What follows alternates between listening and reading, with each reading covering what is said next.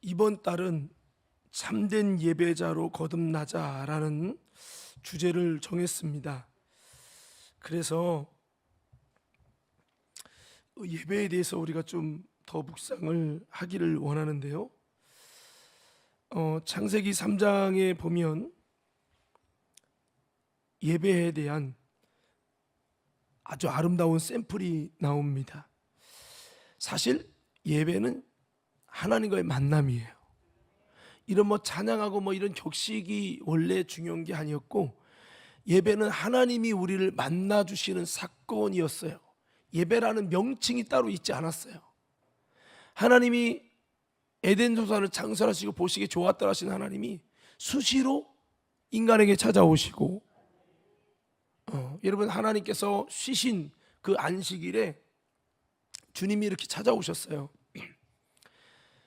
그런데 중요한 것은 하나님께서 그 하나님과 우리와의 만남을 계속하기 위해서는 에덴 동산에 주신 선악과 언약이라는 것을 지켰어야 돼요.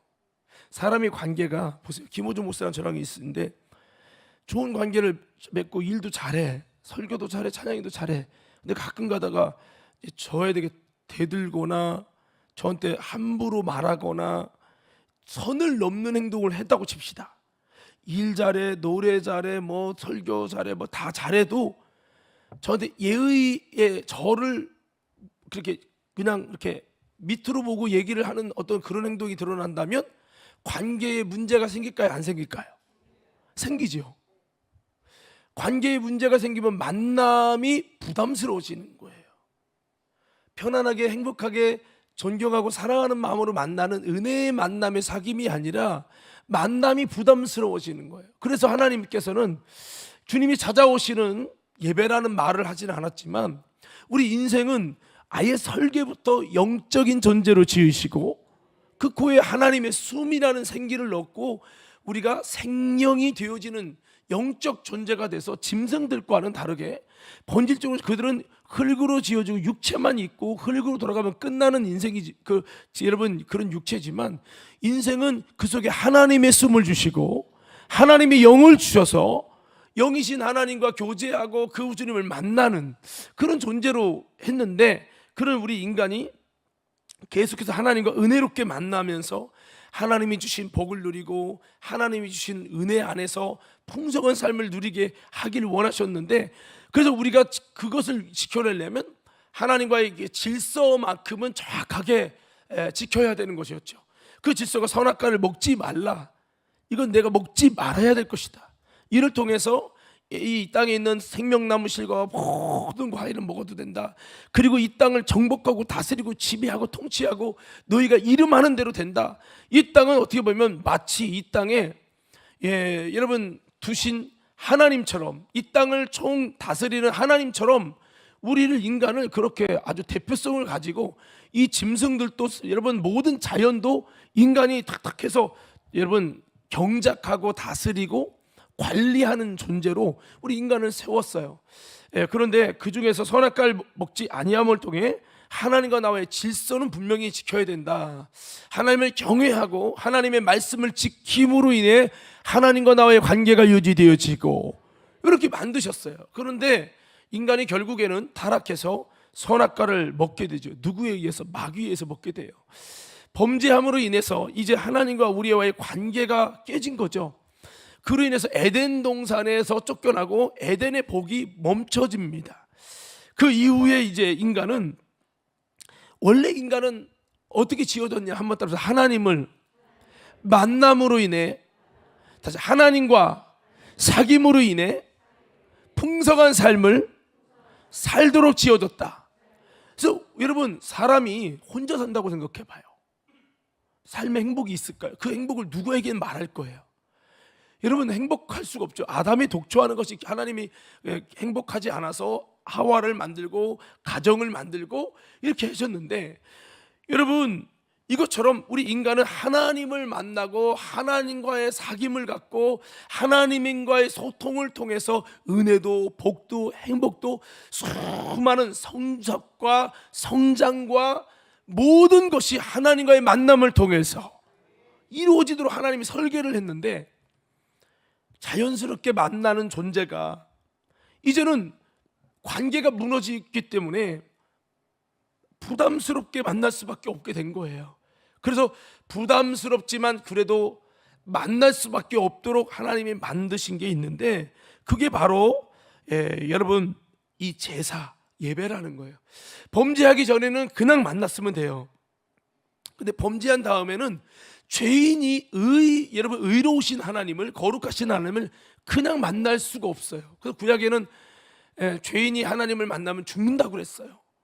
그래서 그 하나님은 그냥 만나질 수 없는 의로우시고 거룩하신 하나님이기 때문에 우리 범죄한 우리가 하나님을 만나기 위해서는 반드시 필요한 게 있어요. 따라합시다. 희생의 제사. 뭐가 필요하다고요?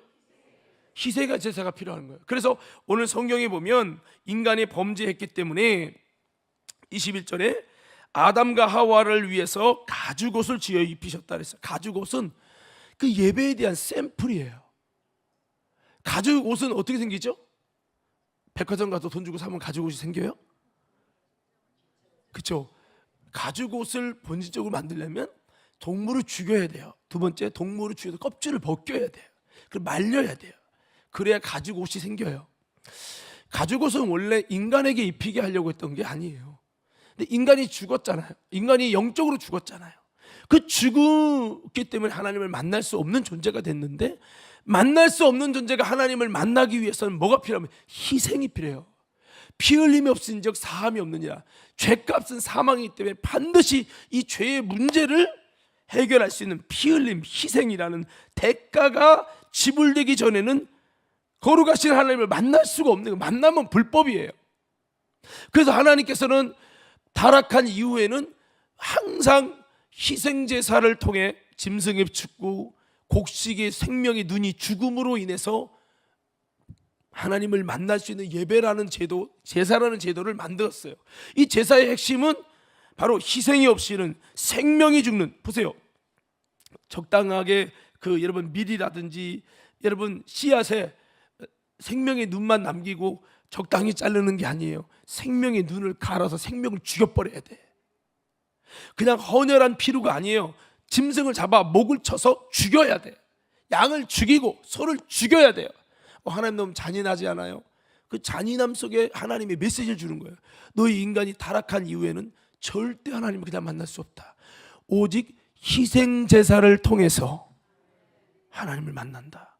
범죄한 우리가 하나님 앞에 설 수 없지만, 범죄했기 때문에 장애물이 생겨 그냥 만나면 될 것이, 범죄한 이후에는 희생제사를 통해서만 하나님을 만나는 거예요. 자, 연주팀 아멘.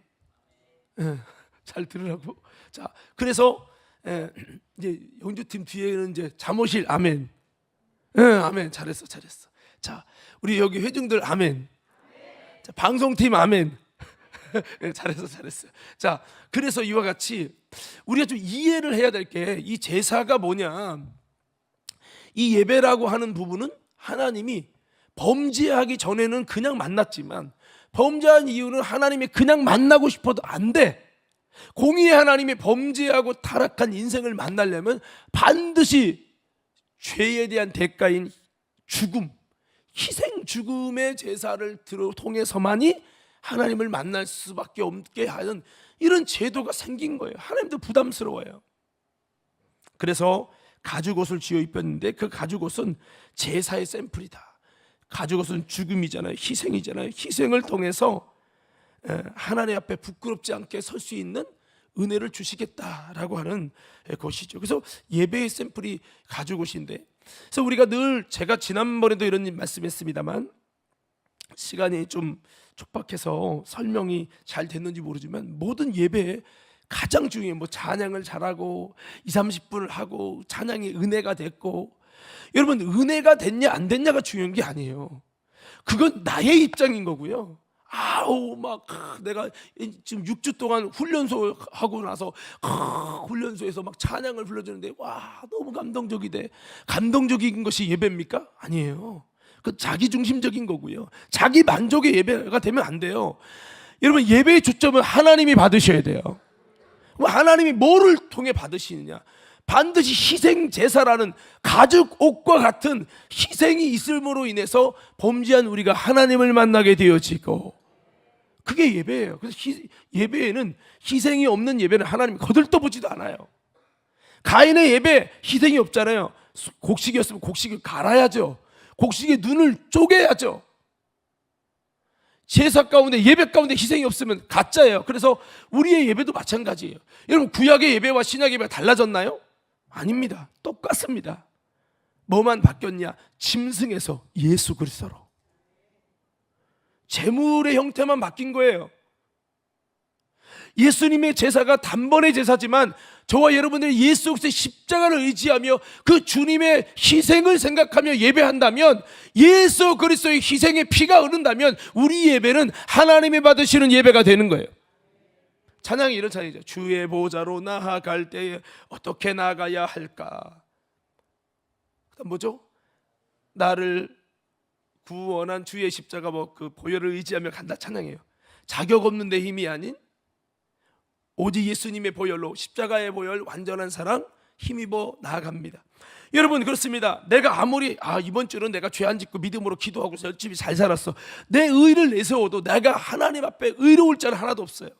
오직 우리는 예수 그리스도의 십자가의 은혜로, 보혈의 공로를 통해서만이 하나님께 나아갈 수 있는 거예요. 그래서 범죄한 타락한 우리는 예수님의 보혈을 통해 용서함을 받았다 할지라도 늘 죄의 도성 속에, 죄의 환경 속에 살 수밖에 없는 우리는, 여러분, 주님이 주신 이 가죽옷이 바로 처음엔 짐승의 옷을 말하고, 이것은 궁극적으로 예수 그리스도께서 어린 양의 짐승으로 오셔서 우리를, 죄를 대속하신다는 그 희생 제사에 대한 언약 아닙니까? 그래서 예배에는 반드시 그리스도의 죽음의 희생과 거기에다가 나의 죽음, 내가 죄를 부인하고 내 삶을 하나님 앞에 온전치 못한 삶을 십자가 앞에 내려놓고, 주님 나는 죄인입니다, 주님 나는 연약합니다, 내 의로, 내 행위로 구원받을 수 없습니다, 오늘도 주님의 보혈을 의지하오니 주님 나를 긍휼히 여겨 주옵소서. 주님의 보혈을 의지하며 주님의 죽음과 나의 죽음, 나의 부인. 그래서 로마서 12장 1절에 주님이 기뻐하시는 영적 예배가 뭡니까? 나 자신을 산 제물로. 뭘로요? 신약은요, 제사란 말을 안 쓰기 때문에 제물이 안 나와요. 신약 시대는 예배기 때문에, 여러분, 신약 시대는 헌금이 있을 뿐이에요. 제물이 아니에요. 그런데 왜 제물이라는 단어를 썼느냐? 이 구약과 신약의 제사와 예배 가운데 엮여 있는 아주 비밀. 그래서 구약은, 여러분, 신약을 그리스도라의 희생으로 풀고, 신약은 여러분, 구약에 있는 이 제사라고 하는 이 의미의 비밀로 풀어야 돼요. 그래서 여러분, 우리가 예배를 드릴 때 내가 산 제물과 같이 내가 죽어지고 내가 부인되어지고 오직 예수 그리스도만 나의 의입니다라고 외치는 예배가 될 때, 이게 뭐냐? 바로 영적 예배라는 거죠. 오늘 저와 여러분들이 나의 희생이 들어가는 영적 예배가 되기를 예수님을 축원합니다. 그래서 우리가 희생될 때, 내가 이게 진실한 거죠. 하나님의 진실, 내가 희생됐을 때 이 나의 진정한 자기 부정을 통해서 그리스도의 희생을 만나는 거예요. 그리스도의 피가 만나지는 거예요. 그랬을 때 여러분, 이 희생의 옷, 희생 제사가 하나님을 만나는 예배가 된다. 그래서 타락 후에 인간은 하나님을 만나는 예배가, 피 흘림의 희생이 있는 제사가 예배가 되어야만 하나님을 만날 수 있게 됐다는 거죠. 그래서 여러분, 그 이유가 인간은 죄인이기 때문이고요, 죄인인 인간이 하나님을 만나기 위해서 반드시 속죄 제물이 필요했다는 거죠. 가죽옷은 바로 대속의 제물을 의미하며, 죄값은 사망이기 때문에 대신해서 죽게 되는 희생을 통해서 범죄한 우리가 하나님을 만날 수 있는 존재가 된다는 이 예배의 비밀을 증거해 준 거예요. 결국에 우리는 하나님을 만날 수 있는 통로가 저 짐승의 죽음같이 예수 그리스도의 죽으심으로, 그 피와 희생으로 이 주님을 만날 수 있는 길이 열려지게 됨을 증거하는 말씀이 이 제사고 예배예요. 따라서 예배는 늘 희생이 반드시 필요했고, 희생의 본질은 예수님이시고, 구약은 늘 희생 제사가 반드시 필요했던 겁니다. 소제를 통해, 곡식의 희생을 통해, 짐승의 희생으로 드렸어야 돼요. 소와 양과 염소 비둘기의 희생으로 예수 그리스도를 예표하는 네 가지 짐승의 희생을 통해 나가는 거죠. 그래서 구약의 그 희생은 곡식이든 짐승이든 결국 그 곡식은 바로 우리의 첫 열매가 되신 예수 그리스도를 말하면서 그 짐승은 바로 예수 그리스도의 생애를 말하죠. 그래서 구약의 희생에는 어디까지나 그냥 희생을 위한 희생이 아니라 그 희생의 궁극적인 방향은 뭐를 가르치냐? 예수 그리스도의 희생, 예수 그리스도의 온전하고 완성되는 희생을 통해 너희를 위한 온전한 희생이 이루어질 것이라는 것을 예표했고요. 신약에는 그 짐승들의 실체인 예수가 화목 제물이 되셔서 직접 오셔서 살찌고 피 흘려서 제물이 되셔서 희생으로 죽으시고 다시 살아나신 거예요. 할렐루야. 그래서 아무튼 범죄한 우리 인생들에게 희생 죽음을 통한 피 흘림의 제사로 하나님을 만나는 삶인 예배가 계속되어야 되고, 이를 통해 하나님은 우리들에게 생명을 부어주시고 인간을 지신 최초의 세팅대로 예배를 통해 하나님을 만나는 삶이 계속되어야 되는데, 이게 없다면 인생을 지으신 하나님의 목적도 뜻도 없는 거예요. 하나님의 비전도 다 무너지는 거예요. 예배가 뭐냐? 하나님을 만나는 거고, 하나님을 만나는 것이 되기 위해서 희생이 반드시 필요하고, 나의 희생이 없어도 가짜, 예수의 피에 흐르는 현장에 예수의 피가 있는 제사가 되지 않는다면 그건 다 외식이고 그것이 우상에게 경배하는 것과 똑같은 거예요. 하나님이 슬퍼한 것은 사도행전 7장에도 저들이 희생을 드렸다고 했지만 하나님 앞에 하나님이 인정하는 희생은 아니었다는 거죠. 저는 우리 과림교회 성도 여러분들이 드려진 예배가 하나님 앞에 진실한 희생으로 올라가기 바라요. 믿음의 희생의 제사가 되기 바라요. 종교인처럼 수천 번 수만 번 예배 많이 드렸다, 그거 하나님 받는 거 아니라니까요. 나의 진실된 자기 부정의 희생, 예수 그리스도의 십자가를 의지하는 희생, 그 두 가지가 같이 올라가야 되겠죠. 오늘 저와 여러분 모든 예배에 하나님 볼 때 주님이 찾으시는 희생이, 죽음이 있게 되기를 예수님 이름으로 축복합니다. 우리 옆 사람께 인사합시다. 이렇게 하면 인사합시다. 하나님이 찾으시는 희생과 죽음으로 진실한 예배로 하나님께 올려드립시다.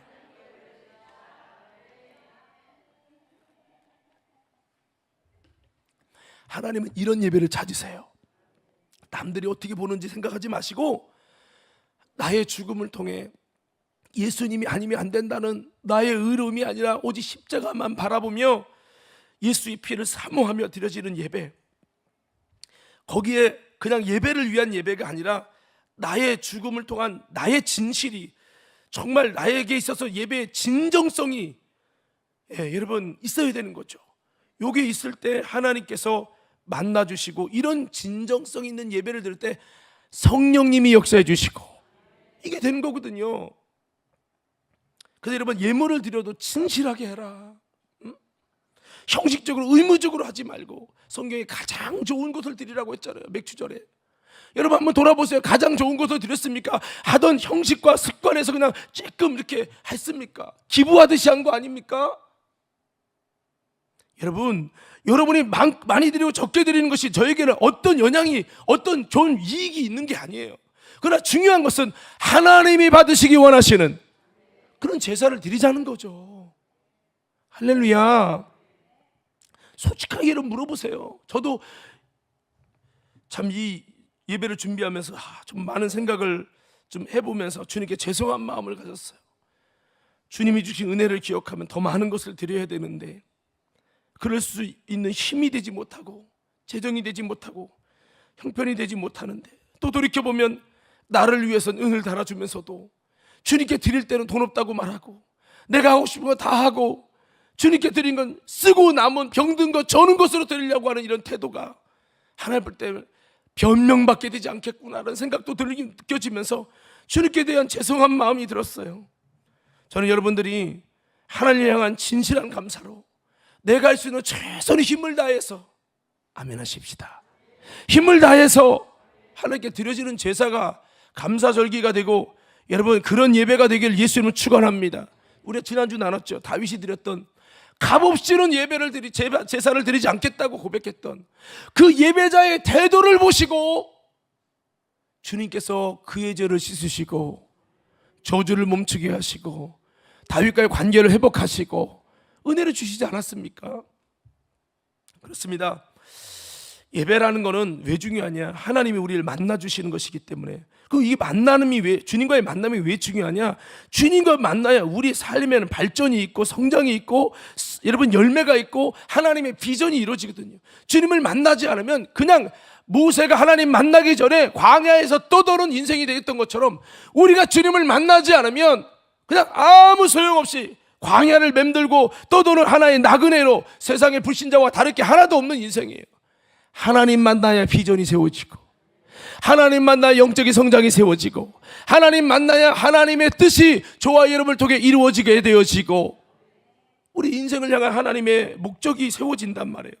하나님은 예배를 통해 만나지면서 하나씩, 그래 너가 내 사랑을 아는구나, 예 그래 하나님이 행하신 일을 알게 되고, 내가 다 느끼지 못했던 하나님의 영적 감각을 되찾고, 그러면서 하나님이 날 향한 비전이 뭔지, 날 향한 소명 부르심이 뭔지 알고, 그것을 위해서 내가 어떻게 나를 준비해가고, 이를 통해 하나님 이 땅에 아버지의 피 맺힌 소원을 어떻게 이뤄갈 것인지, 이렇게 예배를 통해 성장이 돼야 되는. 만남이 무너지니까, 아담과 하와처럼 만남이 무너지니까 다 무너지는 거예요. 신앙의 성장이 없는 이유가 뭐냐?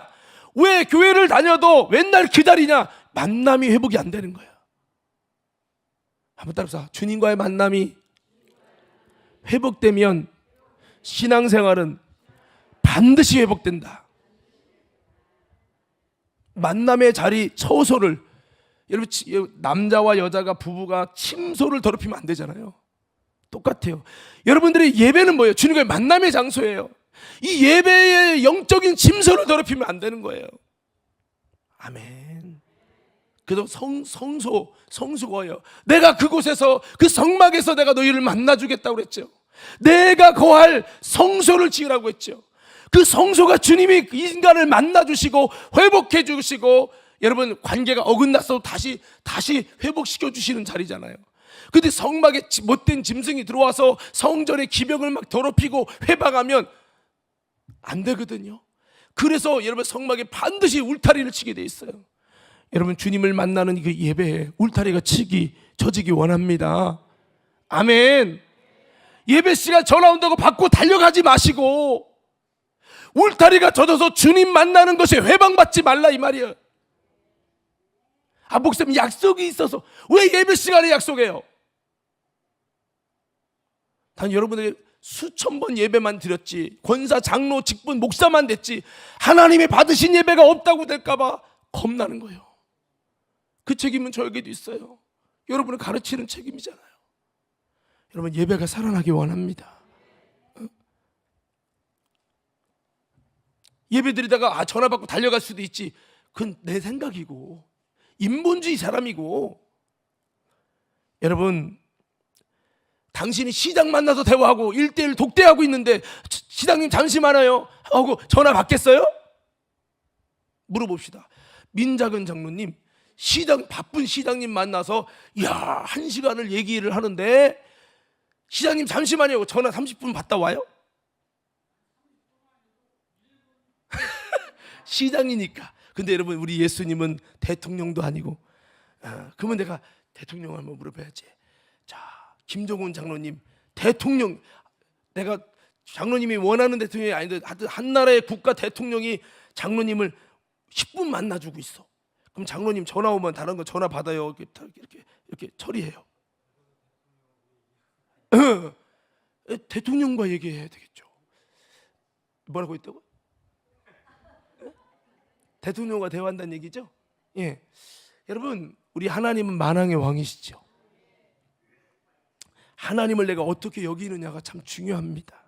그래서 여러분 하나님은 우리 인생을 주님을 만나면서 모든 진행을 해요. 사람이 만남을 통해 사업이 진행되고 프로젝트가 생기고 뭐가 되잖아요. 이것처럼 하나님은 이 만남을 통해 모든 걸 하기를 원하시는 분이셨기 때문에 이 만남이 잘 되는, 이 사탄은 이걸 알기 때문에 만남, 하나님과의 만나는 이 중요한 만남을 더럽힌다고요. 만남의 흠집을 만든다고요.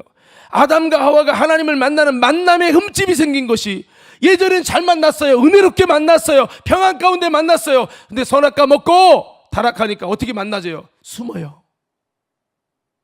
아담아 어디 있어? 찾아요. 인간은 숨어요. 두려워서 숨었나이다. 너 내가 먹지 말라고 하는 거 먹었느냐? 하나님이 주신 저 하와 여자 때문에 먹었습니다. 이게 인간이에요. 여러분, 내가 범죄하고 하나님이 하지 말라는 죄를 자꾸 지면 하나님 만나는 것이 부담스러워요. 예배가 왜 부담스럽습니까? 하나님 앞에 잘못된 가인의 길을 가기 때문에 그래요. 여러분, 다시 한번 회개하며 주님과 온전히 연합될 수 있기를 예수 이름으로 축원합니다. 그래서 하나님은 인생이 주님을 만나는 삶을 가장 중요하게 여깁니다. 바꿔 말해 예배하는 삶을 가장 원하시고, 이를 통해 진정성 있는 주님과의 참된 예배로 하나님을 만나는 삶, 하나님과 연합되는 삶을 통해 아버지의 뜻을 이루시며 이런 자들에게 복을 허락해 주신다는 거예요. 따라서 하나님은 오늘 본문 말씀에서도 이렇게 말씀하죠. 이스라엘 백성이 이렇게 말씀해요. 시편 50편 5절. 권사님 시편은 50편으로 읽는 거예요. 편으로. 50장이 아니고 50편. 한번 따라해봐. 50편. 50장이 아니고 50편. 시편은 편으로 읽는 거예요. 알았죠? 자, 시편 50편 5절 다 같이 한번 읽어봅시다. 시작. 이르시되 나의 성도들은 내 앞에 모으라. 그들은 제사로 나와 언약한 이들이니라 하시도다. 자, 하나님이 내 성도를 모으라. 성도들을 모으라. 복수예요. 이들은 뭐로 언약했다고요? 다시 뭐로 언약됐다고요? 제사. 바꿔면 신약으로 따지면 예배로 언약됐다고. 언약은 약속이라는 거예요. 계약이에요. 여러분, 저와 여러분들은 예수를 믿기로 결정하여 예수비로 죄사함 받고 구원받기 원하는 모든 저와 여러분들은 예배로 언약되었음을 믿으시기 바랍니다. 우리의 정체성이 뭐냐? 예배 공동체고요, 예배로 약속이 돼요. 하나님과 나와의 계약이 체결된 거예요. 사람과 계약을 무너뜨리면 어떻게 될까요? 파기한 것에 대한 보상을 해야 돼요. 하나님과 나와의 계약이 편성됐어. 계약이 만들어졌어. 그게 뭐냐? 예배로. 옆사람께서 학수하면서 인사하세요. 당신은 하나님과 계약이 체결됐습니다. 다시 한번요. 예배로 언약됐습니다. 잊어버리면 안 돼요. 하나님과 나와 예배로 계약된 사이예요. 이게 정체성이라고요. 보면 나의 성도들을 모으라 그랬어요.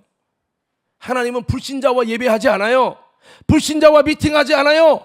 하나님은 나의 성도들, 거룩하게 구별된 성도들을 모아라. 그러면 그 예배로 언약된 자들과 만나요. 죄를 졌어도 그들과 만나서 하나님께서는 관계를 회복하고 제사를 통해 모든 것을 하는 거예요. 속이 상해서 쓴 말을 할지라도 나의 성도들과 말하기를 원한다는 거죠. 예배는 각자 개인이 드릴 수 있지만 하나님은 함께 예배하는 걸 원하신다는 걸 기억하세요. 내 성도들, 성도를 모으라고 하지 않았어요. 성도들을 모으라고 했어요. 복수입니다. 목사님 집에서 혼자 예배하면 되는 거 아닙니까? 내 마음대로 믿으려고 사사기처럼 가지 마세요. 성경대로 믿으세요. 성경대로 내가 느끼는 자기 만족으로 이게 자기 만족의 예배가 가인의 예배입니다. 자기 만족대로 드리는 예배. 아니 어떻게 민미의 집사님 어디 갔어? 짝꿍 어디 갔나? 휴가 갔어요. 아이고 참나, 민미의 집사님이 도망갔네. 참 여기는 짝꿍이 조창민 집사가 있고 다 연결돼요. 이렇게 짝꿍이 다 보고 있습니다. 자, 나의 성도들을 모으라 그랬어요. 여러분 따라서 주일은 주님과 만나는 약속의 날이다. 이날은 다른 스케줄 잡지 마요. 빨리 아멘 해요. 이날은 다른 스케줄 잡지 말라니까. 내가 자주 말하지만 우리 홍미아 집사님 주일만 되면 등산 가고 뭐하고 맨날 약속 잡아가지고 본인이 그런 얘기를 한 다음에 목사님 바빠서 그다음에 나중에 하는 말, 목사님 사실은요 마음이 없는 거지. 마음이 없어서 그렇대. 본인이 마음이 없어서 그런 거지 마음만 있으면 갈 거라고 그러더라고. 여러분 하나님도 알아요. 여러분 영혼도 알고 귀신 마귀도 다 알아. 마음이 없어서 약속 자꾸 잡는 거. 주일은 주님과 약속을 잡는 거예요. 할렐루야. 그래서 그들을 내 앞에 모으라. 내 앞에라는 것은 주님의 성전에 모으라는 거죠. 그리고 이들은 제사로 나와 언약한 이들이다 해서 바꿔 예배로 나와 언약한 이들이라는 거예요. 성도들의 정체성이 뭡니까? 바로 예배로 언약한 이들이라는 거예요. 여러분 기억하세요. 여러분은 예배로 언약되었어요. 할렐루야. 여러분 예배로 언약됐다는 게 뭐죠? 예배가 뭐예요? 하나님의 만남이죠. 예배로 언약됐다는 것은 예배는 일회성이 아니잖아요. 계속해서 예배 드리는 거잖아요. 정해진 시간 계속해서 예배 드리는 거잖아요. 그 계속해서 예배를, 구약에는 안식일을 드렸고요. 계속해서 예배를 드리는, 예배로 언약됐다는 것은 계속해서 예배를 드리는 자요, 하나님을 만나기로 작정된 자요, 하나님을 만남으로 말미암아 우리의 심령이 주님 앞에 온전하게 되도록 그렇게 우리들을 위해서 복을 주시고 살리시고 보호하시고 구원하시고 반드시 예배를 세워서 주님의 은혜와 생명과 복이 계속되도록 하셨다는 거죠. 이걸 하나님이 예배를 통해 하길 원한다는 거예요. 자, 박수 3번 시작. 자, 여기 보세요. 이스라엘은 그 예배의 언약을 잘 지켰어야 돼요. 예배 성공자가 됐어야 되는 거죠. 아담과 하와가 예배에 무너뜨려서 하나님의 만남을 더럽혔어요. 그게 뭐냐? 선악과 언약을 여러분 깨버린 거예요. 선악과 언약을 지킴으로 하나님과 만남이 거룩하고 은혜롭고 평화로웠었는데 선악과 언약을 깨버림을 통해 하나님과 만남이 부담스러웠어요. 두려웠어요. 숨게 되는 거예요. 숨바꼭질이 일어났어요. 예배가 깼더니 하나님과 만남이 힘들어졌어요. 그래도 만날 수 있도록 짐승의 죽음을 통해서 제사를 통해 희생 제사를 통해 너가 하나님 만날 때마다 누군가는 죽어야 된다. 너가 하나님을 만나기 위해서 누군가는 피를 흘려야 된다. 이를 통해 만나는 거예요. 그러니까 예배가 함부로가 아니에요. 자, 여러분 생각해 봅시다. 자, 이렇게 한번 해볼게요. 자, 민경수 권사님 예배에서 하나님 만날 때마다 소를 한 마리 죽인다고 생각해봐. 그럼 권사님이 아싸 뭐 오늘 못 만나면 이따 또 만나지 뭐. 그렇게 할 수가 있어 없어요? 소가 얼렁 죽는 거를 보면은 아이고 저 아까운 소가 나 때문에 죽는구나, 미안하다 소야, 이러지 않겠어요? 여러분 예배마다 제사마다 그냥 은혜 받는 건 집회고 제사가 아니에요. 예배가 아니에요. 예배와 제사의 차이는 재물이 있냐 없냐 차이예요. 여러분 집회와 예배는 달라요. 우리가 느끼는 건 똑같죠. 말씀도 있고 형식은 똑같지만 여러분 예배는 재물이 있는 거예요. 희생이 없는 건 집회예요. 예배가 아니에요. 사무엘상 7장에서 하나님이 이스라엘을 회복시킬 때 하나님이 역사하지 않던 것을 역사하기로 결정할 때 기도만 했다고 역사하지 않습니다. 그들은 쉬지 말고 부르짖어 기도하면 될 줄 알았지만 사무엘은 젖 먹는 어린 양을 취하여 온전한 번제를 드리고, 회복되기 전에는 온전한 번제를 드려봤자 그 나물의 그 밥이고요. 근데 이스라엘 마음이 회복됐잖아요. 영적인 모습이 회복됐잖아요. 회개하며 하나님의 통치를 다스림을 받게 됐잖아요. 이제는 예배가 필요한 거예요.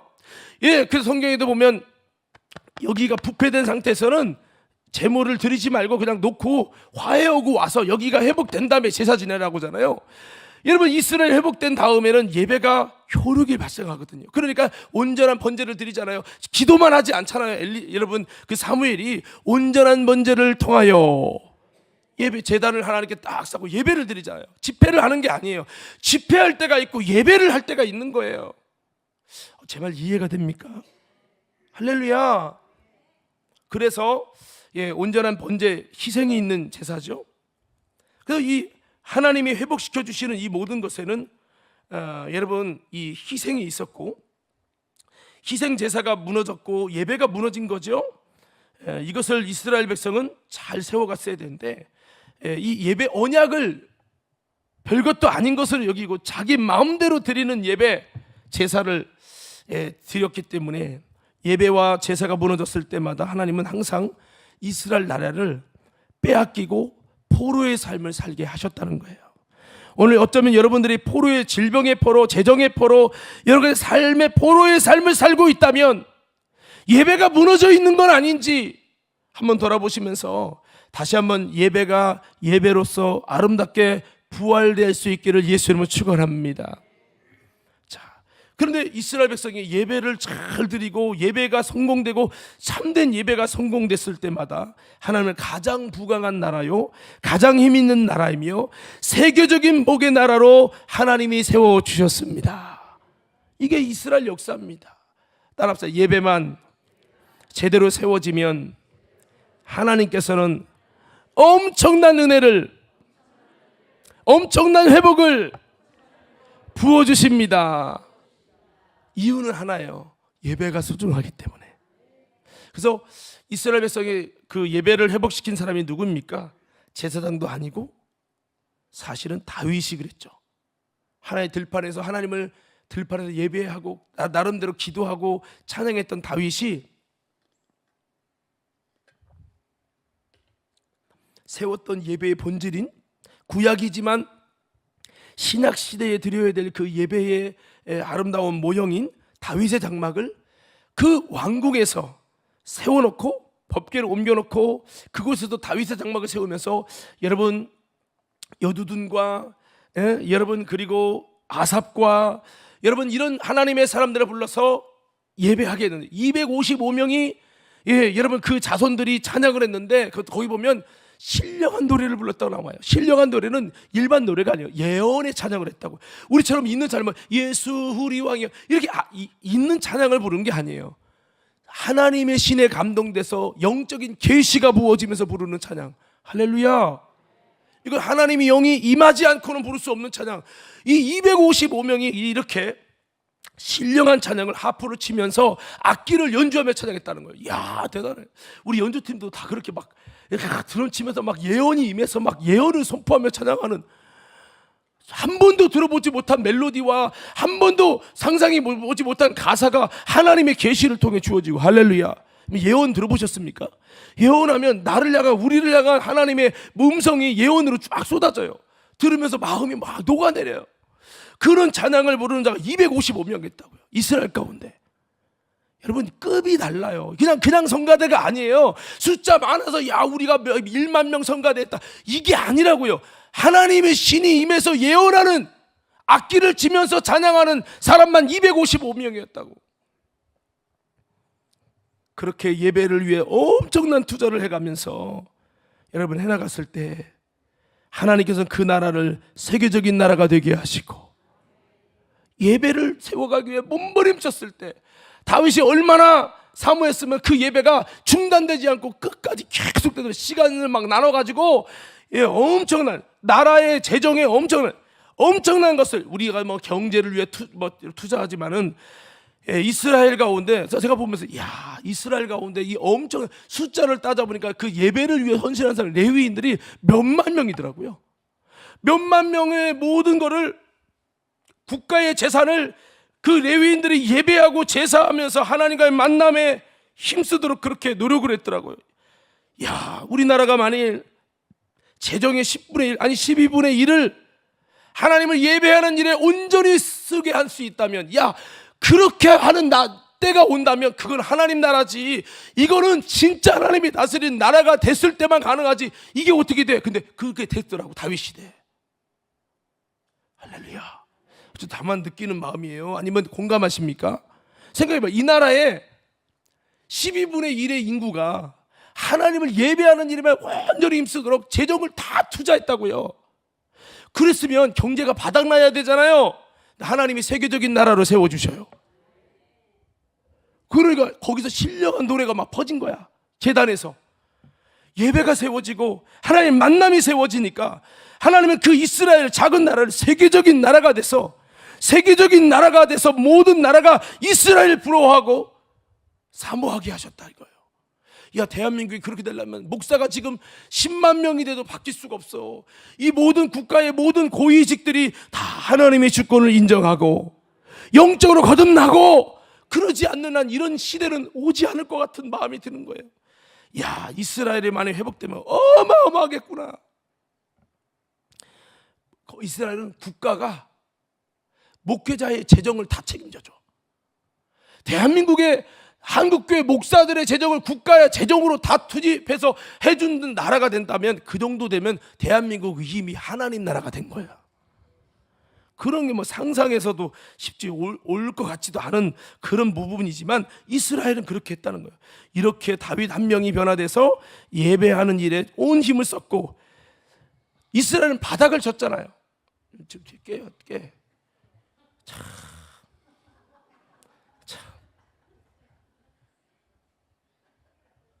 민망할까봐 더 이상 얘기 안 할게요. 자, 여기 보세요, 여기 보세요. 자, 여러분, 이게 토요일 날 미리 자요. 이상한 데 가지 말고. 자, 그래서 여러분, 예배에 힘쓰게 하는, 예배가 진짜가 되게 하는 다윗이 이곳에 생기기 원합니다. 영적인 찬양과 예배를 통해 하나님의 임재를 끌어오는 아삽과, 여러분 정말 그 여두둔이라든지 그런 하나님의 사람들이 이 제단 가운데 많아지기를 예수 이름으로 축복합니다. 그래서 그때 이스라엘이 가장 강력한 복을 누렸어요. 가장 강력하게 하나님이 일하시는 역사를 주셨다는 거죠. 우리 과림교회도 예배가 살아남으로 인해서 모든 것이 회복되고 가장 복된 다윗의 은혜와 영성이 이어질 수 있기를 간절히 소원합니다. 이걸 꿈꾸는 거예요. 그냥 예배를 위한 예배, 그냥 정교적으로 하는 그런 예배 말고요. 제가 이렇게 말씀을 준비해 보니까 우리가 상상하는 그 이상으로 하나님은 예배를 너무 사랑하시고, 예배를 통해 하나님은 우리를 향한 주의 뜻이 이루어져 가고, 우리를 향한 가장 아름답고 주님의 뜻답게 세워가시게 하기 원하는 통로가 뭐냐면 예배예요. 예배. 그래서 주님의 사랑하는 성도들에게 하나님은 예배를 언약하셨다고 말하고 있어요. 여러분, 인간이 예배하겠다고 한 게 아니에요. 인간이 우리끼리 모여서 우리 예배합시다. 세상의 종교는 자기들끼리 모여서 제사를 세우고 자기들끼리 예배하겠다고 한 거예요. 제사하겠다고 한 거예요. 그런데 성경은 그게 아니에요. 인간이 제사하겠다고 한 게 아니라 일방적으로 하나님이 너희는 나와 예배로 언약한 자들이다. 하나님께서 성도를 향한 영적인 정체성을 하나님이 세우시고 너희는 나와 언약됐어. 우리가 언제 한다고 도장 찍었어요? 안 찍었어요, 우리는. 근데 하나님이 성도들에게 그들은 예배로 언약한 자니라. 여러분, 이 언약이, 여러분, 이 약속이요, 성경의 기록만이 아니라 여러분에게 주시는 음성으로 들려지기 바라요. 여러분은 이제 여러분 이름을 대봐요. 문은수는 예배로 언약된 자니라. 하나님이 내게 이렇게 말씀하셨다는, 내가 세운 게 아니야. 하나님이 일방적으로 정했어. 너는 예배로 언약한 자야. 너는 나와 예배로 언약된 자야 라고 하나님이 선포하셨다는 거예요. 자, 여러분 크게 하나님의 음성으로 외치는 거예요. 제 이름 문은수 하지 말고 여러분 자기 이름을 해요. 아무개는 예배로 하나님과 언약된 자다 외치는 거예요. 시작. 문은수는 예배로 하나님과 언약된 자다. 다시 한번 크게 시작. 문은수는 예배로 하나님과 언약된 자다. 다시 한번 크게요. 이건 내가 정한 게 아니라 하나님 정한 거예요. 시작. 문은수는 예배로 하나님과 언약된 자다. 이거 더럽히면 무너지는 거예요. 이거 소홀히 하면 끝나는 거예요. 엘리 제사장에게 이거 소홀히 해서 끝난 거예요. 제사를 멸시한 거예요. 다른 죄 때문에 하나님 뭐라고 안 했어요. 여호와를 멸시하고 여호와의 제사를 멸시한 것 때문에 거기서 무너진 거예요.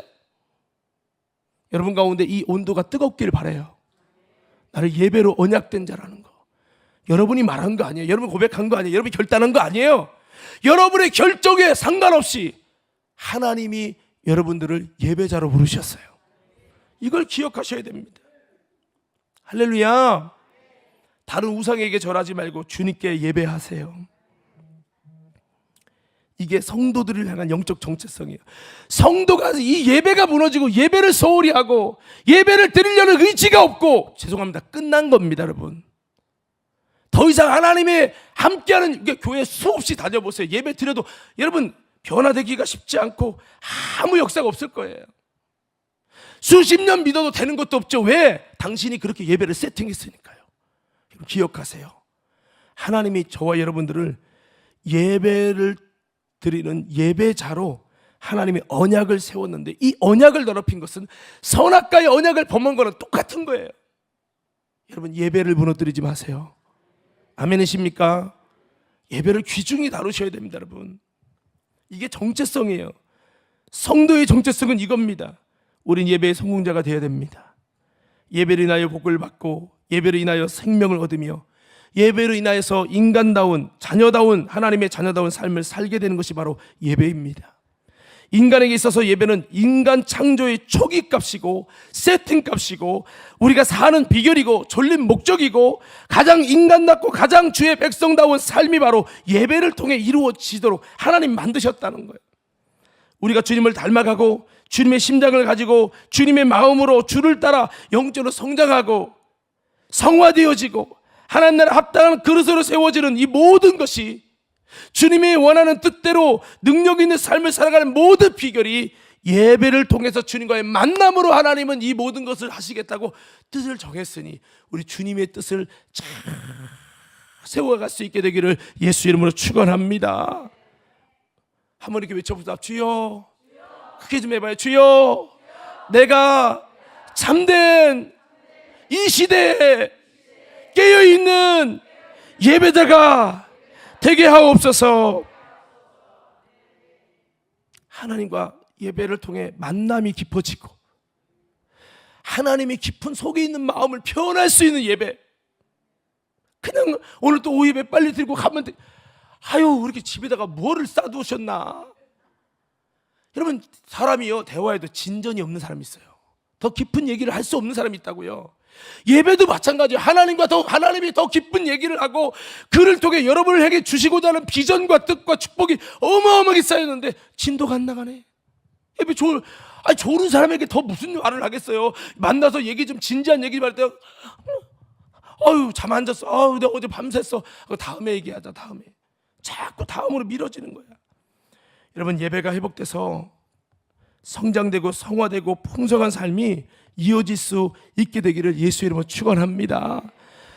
성경을 보니까 예배를 잘 드리는 것이 얼마나 중요한지 몰라요. 우리 인생의 생사화복 뿐만 아니라 우리가 마지막 때 구원받는 것도 예배에 성공한 사람이 구원받게 된다는 것을 성경이 다 기록했어요. 그래서 우리가 이 7월 달에는 참된 예배자로 거듭나고 참된 예배로 인해서 인생이 바뀌고 참된 예배를 통해 주의 능력을 경험하는 과림교회가 되길 원합니다. 하나님 이렇게 이 땅에서 예배 성공자가 돼서 하나님과 만나는 일을 위해 힘쓰고요. 여러분 주님 만나는 일 위해서 어떻게 힘씁니까? 주님 만나는 일을 위해서 힘씁니까? 어제 또 밤새 핸드폰 보다가 또 여러분 뭐 딴짓하다가 오늘 와갖고 피곤하고 그냥 영적인 컨디션이 최악이야. 그러건 예배 드리려는 의지가 없는 사람이죠. 하나님 만나는 데 힘쓰는 사람이 아니에요. 내가 오늘 은비를 혼냈어요. 은비야 빨리 일어나서 준비해라. 아으나 자기 옷만 입고 이렇게 나가면 된대. 야 너 친구 만나고 놀러 갈 때는 머리를 한 시간 감어. 머리 한 시간 감고 아니 단장하는 시간이 얼마나 길어. 그래서 야 너 예배 드릴 때 하나님 앞에도 참 그렇게 좀 해보면 얼마나 좋을까. 내가 그랬어요. 여러분 하나님을 만나는 일을 위해 힘씁시다. 물론 하나님 만날 때 막 얼굴만 막 2시간 화장하라는 얘기는 아니에요. 그것만이 중요한 건 아니지만 영적으로 하나님께 예배할 수 있는 컨디션을 만들고 주님과 만나기 위해서 모든 것을 더 준비하고 힘쓰고 애써서 하나님 만날 때 최고로 하나님을 기뻐하시도록 할렐루야. 그래야 되는데 만나는 이 시간에 완전 최악이야. 다른 사람 스케줄 다 잡아놓고 말이야. 여기서 막 마음이 급한 거예요. 누구 만나고 3시 10분에 만나기로 했는데 아무래도 중간에 가야겠지. 막 그냥 마음이. 저도 운전하다 보면 시간이 늦었으면 어떻게 될까? 차도 운전하면서 앞에서 안 가면 마음이 급하니까 짜증이 나는 거야. 아이 저 차는 왜 안 가는 거야? 다른 게 있다 보니까 그래. 그렇지 않으면요 앞에서 깝지르가 말 가세요. 아무 상관없지. 그래서 여러분 아무쪼록 주님 만나는 일에 힘쓰시고 주님과의 거룩한 접촉을 하는데 승리하는 자들이 마지막에 하나님 나라에 들어가는 영광을 주신다는 것을 꼭 기억하시기를 바랍니다. 예배는 우리가 천국에 들어가는 예행 연습이라는 걸 꼭 기억하셔야 돼요. 한번 따라합시다. 예배는 우리가 천국에 들어가는 예행 연습입니다. 그 예배 맨날 실패하는 분들은 천국 들어가는 거 맨날 실패하는 사람이야. 예배 성공자들은 하나님의 나라가 들어가는 천국에 들어가는 예행 연습의 성공자가 되는 것입니다.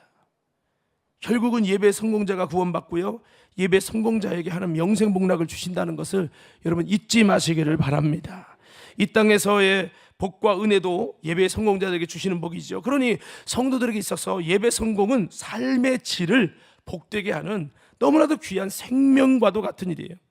사랑하는 성도 여러분, 예배에 성공되시길 바라고 이것을 위해 힘쓰시길 축복합니다. 또 예배 얘기 안 하면 또 그 다음 달 돼가지고 그냥 예배가 다 무너지지 말고, 이건 성도의 정체성이라고 해요. 정체성. 자, 여러분 시편 50편 22절 23절 말씀인데요, 다 같이 한번 읽어보도록 하겠습니다. 시작. 하나님을 잃어버린 너희여, 이제 이를 생각하라. 그렇지 아니하면 내가 너희를 찢으리니 건질 자가 없으리라. 감사로 제사를 드리는 자가 나를 영화롭게 하나니 그의 행위를 옳게 하는 자에게 내가 하나님의 구원을 보이리라. 아멘. 귀향이면 여러분 불평으로 예배하지 마시고 감사로 예배하시기 바래요. 삶에 왜 힘든 게 없었겠어요? 예배 드리려고 하는데 막 아무개가 방해를 부리고, 삶의 자녀가 방해를 부리고, 가정의 사업의 문제가 마음을 불편하게 할 수 있습니다. 맞아요. 근데 성경은 뭐래요? 돌이켜 감사하는 자가 되라. 여러분, 감사한다는, 범사에 감사라는 것은 내 삶에 감사할 수 없는 일이 많지만 범사에 하나님을 인정하고, 지금은 어렵지만 하나님이 전하의 복이 되게 하실 하나님을 소망하면서 하나님께 감사하라는 것은 바로 그 하나님을 인정하고 모든 삶 속에서 하나님이 역사하실 것을 기대하는 마음으로 하나님을 신뢰하는 것입니다. 그래서 감사로 제사 드린다고 하는 것은 예배를 드려도 불평과 원망으로 예배할 수 있어요. 아우, 목사님 이렇게 길어가지고 우리 힘들게 밥하는데, 마르다가 그랬잖아요. 마르다가. 여러분, 물론 어려움이 있을 수 있겠죠. 그렇지만 더 중요한 건요, 우리는 마르다처럼 예배 반주봉사, 성가대 찬양봉사, 안내봉사, 식사봉사, 그 봉사의 일 때문에 본질인 나의 예배가 무너져서는 안 되는 거죠. 아멘이십니까? 여러분, 비본질에 집중하지 말고 본질에 집중하시옵소서. 자, 물어볼게요. 안내위원이 중요해요? 내가 예배 성공하는 게 중요해? 자, 밥하는 게 중요해요? 내가 예배 성공되는 게 중요해요? 총여성교회 회장으로 일하는 게 중요해요? 예배 성공하는 게 중요해요? 그렇죠. 성가대 노래 잘하는 게 중요해요? 내 예배가 하나님께 성공되는 게 더 중요해요? 그렇죠. 반주 잘해서 야, 오늘 세션이 하나도 안 들어, 멋있게 음향도 너무 잘 나왔어, 아싸, 이게 자기 만족일 수 있죠. 근데 중요한 건, 이거보다 더 중요한 건 하나님께서 이 반주를, 이 찬양을 받으셔야 되는 거예요. 내 예배를 받냐 이 말이에요. 이게 더 중요한, 여기에 힘을 쓰는 게 아니라 비본질적인 것 때문에, 음향 때문에, 사람들이 별로 안 왔기 때문에 여기에 집중하다 보면 예배가 불평과 원망을, 저분 때문에 말이야, 그러니까 밥하는 사람한테 안 왔어, 내가 두 사람 먹고 해야 되잖아, 막 그것 때문에 짜증나서 이 마음이 불편하니까 불평과 원망으로 드려지는 제사가 될 수 있는 거죠. 여러분, 힘들더라도 감사로 제사를 드리십시다. 할렐루야. 그렇게 하면 하나님을 영화롭게 한대요. 그게 그 행위를 옳게 하는 것이고 하나님이 구원을 주신다고 하잖아요. 그래서 우리 삶 속에 진실한, 진정한, 진정성 있는 예배자가 돼서 주님 사랑 뜨겁게 여러분 올려드려서 복도 받고, 주님 사랑 뜨겁게 받고 주님 나라와 뜻이 여러분의 삶과 가정에 이루어지기를 예수 이름으로 축복합니다. 그렇습니다. 참된 예배는 예배를 열심히 참여 잘한다고 참된 예배자가 아닙니다. 예배 시간 졸지 않았다고 해서 참된 예배자도 아닙니다. 예배 시간에 헌금을 많이 했다고 해서 참된 예배자도 아닙니다. 나의 죽음, 나의 희생, 자기 부정을 통해 나의 피가 있는 예배가 주님이 찾아오시는 예배입니다. 이게 바로 신령과 진정의 예배죠. 진정이라는 건, 진실이라는 것은 희생이 따르는 거예요. 진실한 예배를 요구하면 희생이 따르고 부담스러운 거예요. 보세요. 내가 A라는 여자, 지금 결혼을 했지만 A라는 여자를 좀 선을 본다 칩시다. 그러니까 부모님은, 아이고 문목사, 그 여자 참 참한데 좀 잘 좀 시간 만들어서 만나봐. 진정성 있게 만나봐 하는 거예요. 나는 진정성이 없어. 근데 진정성이 만나라고 하면 부담이 돼야 안 돼요? 되는 거지. 내가 사랑이 있을 때는 부담이? 당연하지. 나 더 만날 거야. 나 그 여자 내가 꼬셔가지고 결혼할 거야. 그 여자가 부담스러워도 나는 진정성으로 막 진실이 담기는 거죠. 여러분, 예배 가운데 하나님을 향한 사랑이 없으면요, 예배는 부담스러운 거예요. 진짜 예배를 여기서 말하잖아요. 주님을 향한 사랑 없는 사람은 부담스럽습니다. 여러분, 내가 선보는 사람 마음도 없는데, 관심 없는데 자꾸 진정성 있게 여자가 나랑 얘기 좀 하재. 당신 나랑 만나면서 진짜 결혼을 앞두고 만나려고 하는 거냐, 아니면 그냥 한번 만나보는 거냐, 이런 말하면 처음부터 만난 지 얼마 안 됐는데 부담스럽게 그렇게 말해, 이렇게 수 있죠. 근데 내가 한눈에 뿅 갔는데 지금 4주 만나고 여자가 나를 진짜 결혼을 생각해서 만나려고 하는 건지, 아니면 차라리 빨리 끝내든지 합시다. 그러면 내가 눈에 여러분, 첫눈에 뿅 가갖고 결혼하고 싶은데 여자가 그런 얘기 해주면 좋아 안 좋아? 뭔 말인지 이해를 못하나 봐. 내가 첫눈에 보고 뿅 가서 이 여인과 결혼하고 싶은데 나는 막 애가 타는데, 나는 진정성이 막 있고 싶어서 환장했는데 너무 앞서간다고 할까봐 말도 못하고 있었는데 여인이 찾아오더니 이거 긴 것도 아니고 아닌 것도 아니고 이렇게 어정쩡하게 만난 거 싫으니까 진짜 나를 결혼 대상으로 만나려고 하는 건지, 적당히 연애만 하려고 하는 건지 얘기하라고. 아니면 나는 그만 만나고 싶다고. 이렇게 진정성을 물으면 나 입장에서 좋아 안 좋아? 좋죠. 기다렸던 것이 왔나이다. 사실 저는요, 결혼을 첫눈에 사실 뿅 가가지고 결혼하고 싶었었는데 내가 너무 앞설까봐 내가 얼마나 솔직한지 모른다고 나 진짜 결혼을 생각하고 만나고 있는 거라고. 여러분, 그러겠죠. 그러나 마음이 없는 여자가 그런 얘기하면요, 부담되는 거야. 제가 전에 선봤던 어떤 여자가 마음도 별로 없는데 답을 안 했어. 그래서 다시 만나자는 얘기도 한 말도 안 했더니 그 다음날 전화가 온 거예요. 만나면 만나는 거고 안 만나면 안 만나는 거지 왜 얘기가 없냐고. 그래서 제가 미안하다고, 사실 답을 아는 내 책임이라고 하면서 너무 좋으신 분 같지만 제가 마음이 아직 열리지 않아서 안 된다, 그 얘기를 했어요. 여러분, 그러니까 이 신앙생활이라는 게 그래요. 하나님은 진짜를 원하시는데 우리가 신령과 진정으로 예배하는 그런 것이 하나님이 찾으시는 거고, 진정과 진실은 희생이 따르는 거예요. 자, 보세요. 여러분, 내 자식이 죽어가면 얼마를 투자해야 합니까? 얼마나 투자해야 돼요? 한 100만 원쯤 투자해야 됩니까? 만약 10억이 들어가면 어떻게 돼요? 전세 다 빼고 빌려서라도 해야 되죠. 남의 자식이, 양자가 죽어가면 얼마나 투자할 것이냐. 여러분, 그 온도에 따라서 투자하는 것이 다를 거라고 생각해요. 우리 교회 중에 암호계가 어렵다고 해서 여러분 10억 빌려줄 사람이 있어요? 안 되죠. 그런데 내 자식이라면 10억이 넘어가도 모든 것을 다 희생해야 될 수 있을 거예요. 이게 온도가 다른 거잖아요. 그렇습니다. 우리가 이 예배를 향해서 얼마만큼 진정성을 갖고 얼마만큼 희생할 수 있느냐라고 하는 것은 그것에 진정성이 있는 거예요.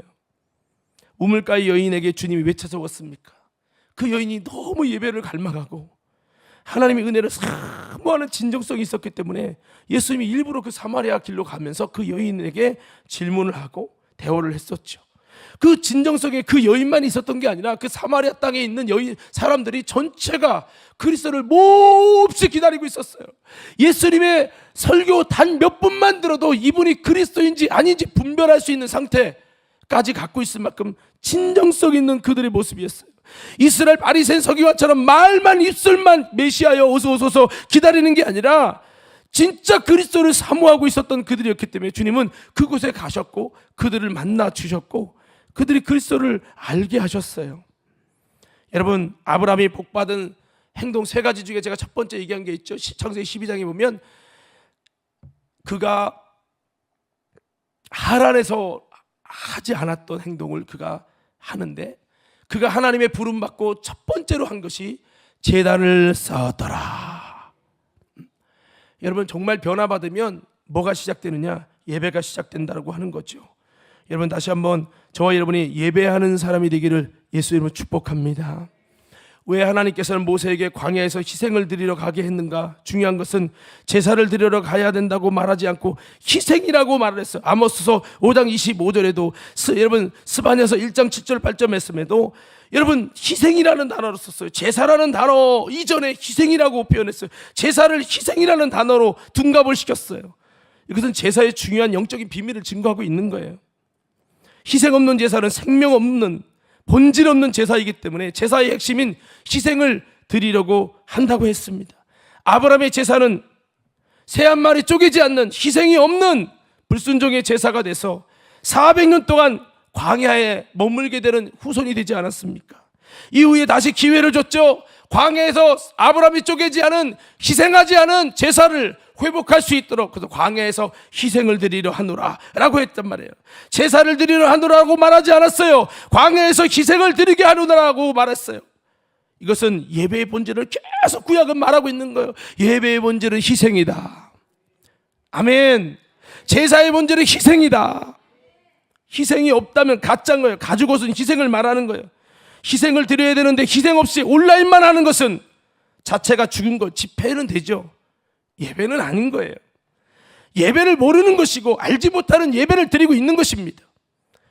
예배의 실패자는 구원받지 못한다는 걸 기억하셔야 돼요. 우리는 평생 성공된 예배를 위해 몸부림쳐야 될 것입니다.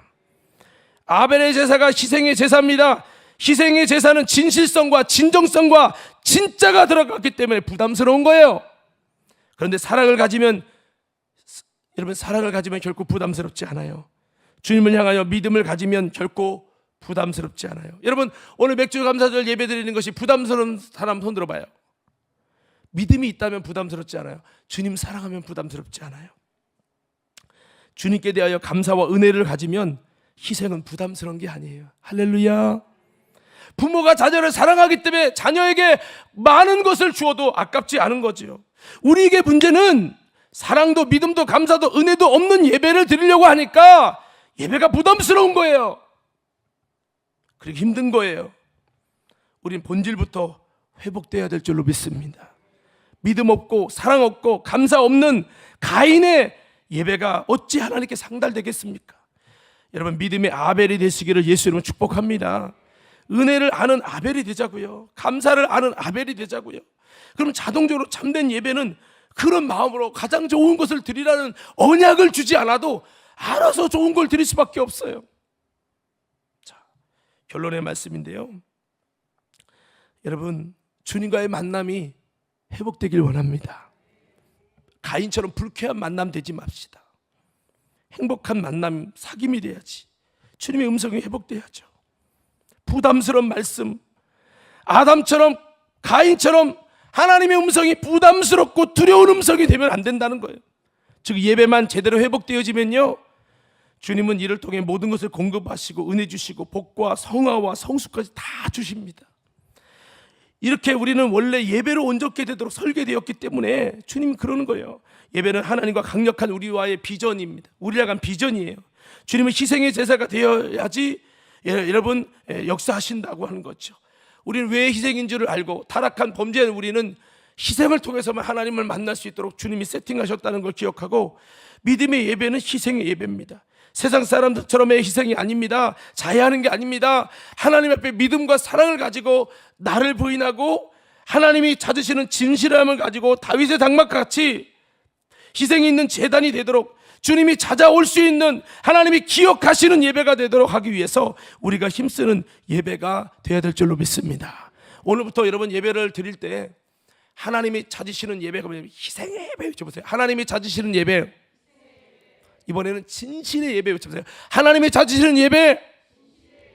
여러분이 얼마만큼 진실하냐, 얼마만큼 진정성이 있냐, 얼마만큼 여러분 나의 죽음과 희생으로 예수님의 피가 흐를 수 있는 그 상태로 하나님께 예배하려고 그러냐. 여러분 이것에 따라 주님이 찾아오시느냐 안 찾아오시느냐, 예배를 통해 회복을 하시느냐 안 하시느냐가 결정될 겁니다. 아무쪼록 예배를 통해 여러분의 삶의 회복과 축복이 일어나기 원하고 하나님의 형상이 회복되기 원하고, 예배를 통한 하나님의 언약의 수많은 우리가 알지 못하는 하나님의 은혜와 복이 우리 관임교회 모든 성도들에게 아름답게 이루어져서 예배 반복하면 할수록 영적으로 더 성화되어지고 성숙되어지는 모세와 같이 아름답게, 바울과 같이 지금보다 나중 형편이 더 아름답게 되어지는 은혜가 있게 되기를 예수님 이름으로 축원합니다. 축원합니다.